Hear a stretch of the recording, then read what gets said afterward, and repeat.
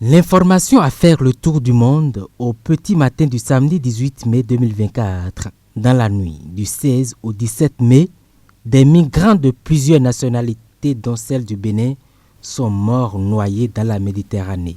La mauvaise nouvelle est annoncée par le ministère béninois des Affaires étrangères à travers un communiqué.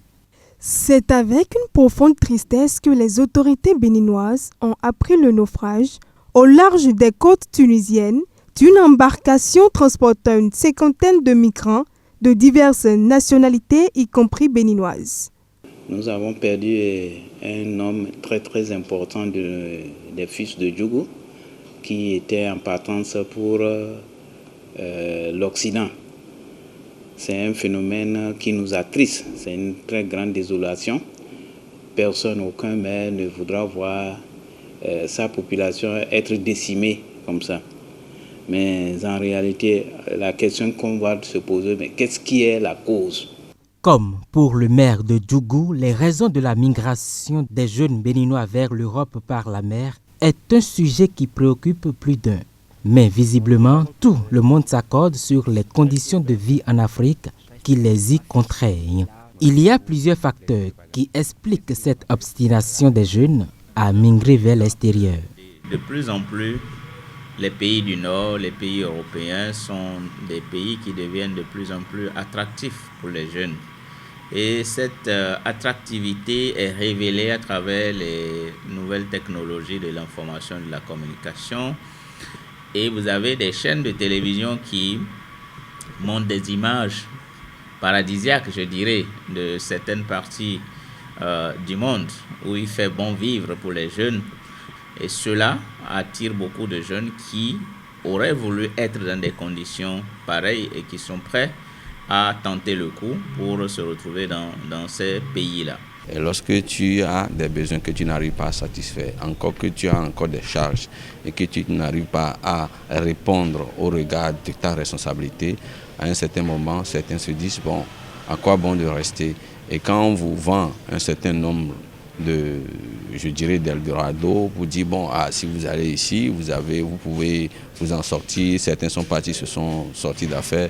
Vos maigres ressources, revenus, vous mettez ça dedans et puis vous prenez le chemin où vous ne connaissez rien et c'est l'aventure. Ce sont les résultats. Comme le dit Gégé Lapinot, si tu n'as rien, tu n'es rien. Et donc du coup, si tu n'as rien et que tu n'es rien ici, c'est ça qui amène les gens à sortir pour aller se chercher le statut pour devenir quelque chose ici. À Djougou, commune la plus touchée dans le drame de mi-mai en Méditerranée, la réalité est tout autre. Le maire Idrissou Yaya pointe du doigt d'autres raisons qui amènent les jeunes de son territoire de compétence à opter pour l'immigration clandestine.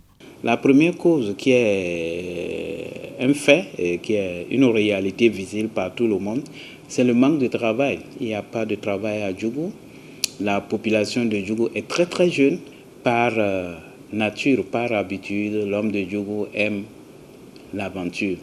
Parce que si vous allez observer, vous allez voir que nos parents faisaient ces mêmes aventures en direction du Nigeria, du Ghana. Mais en ce moment, les gens vont et ils reviennent. C'est une mauvaise option selon le maire de Djougou que de vouloir migrer clandestinement. Il invite les parents à jouer pleinement le rôle qui est le leur pour que de pareilles pertes en vies humaines ne s'enregistrent plus. On ne peut pas refuser l'immigration. Seulement, ce qu'on demande à nos populations, c'est de faire cette immigration de façon officielle, de façon civilisée.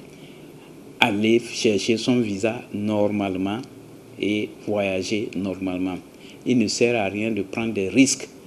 Les statistiques montrent que sur 100 jeunes qui quittent Djougou pour aller en Europe, c'est à peine 20 qui y arrivent.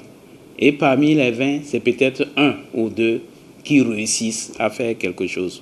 Face aux nombreux facteurs qui entraînent l'immigration clandestine des jeunes béninois, il urge pour les pouvoirs publics de mettre en place des stratégies pouvant dissuader les candidats dans ce choix à haut risque. On n'a pas vraiment de politique structurelle de prise en charge des jeunes. Je pense que c'est à cela qu'il faut veiller pour que davantage les jeunes puissent se sentir concernés par tout ce qui se fait dans leur pays. C'est la seule condition pour limiter la masse de jeunes qui va désirer donc partir dans ce type d'aventure. J'ai plein de mes étudiants et étudiantes qui viennent en cours, mais qui vont faire une formation professionnelle, coiffure, couture, ainsi de suite. Est-ce qu'il faut refuser ça? On ne peut pas refuser ça. Celui qui a déjà, par exemple, le niveau de baccalauréat, ou bien le niveau licence, il va faire une formation. Pour les essais, il va faire ça différemment. Ça serait différent. Maintenant, il faut une politique qui essaie d'encourager ces gens-là. L'OIM nous a aidé à mobiliser plus de 3 milliards. Et on est en train de développer un projet à 3 volets. Le premier volet, c'est la sensibilisation. Il faut sensibiliser les parents, il faut sensibiliser les jeunes pour qu'ils comprennent le danger qu'ils courent. Le deuxième volet de la chose, c'est les jeunes candidats ou ceux qui sont arrivés, il faut les former. Donc la formation. Et ça ne s'arrête pas à la formation. Après la formation, on les aide à s'installer. On les met en coopérative, on leur donne le matériel et le petit capital pour commencer leur activité. Et la troisième phase, c'est les visites d'échange avec les villes qui ont réussi à endiguer ce phénomène de migration. C'est l'une des rares fois que le Bénin annonce la mort par naufrage d'un ou plusieurs de ses citoyens en mer pour immigration.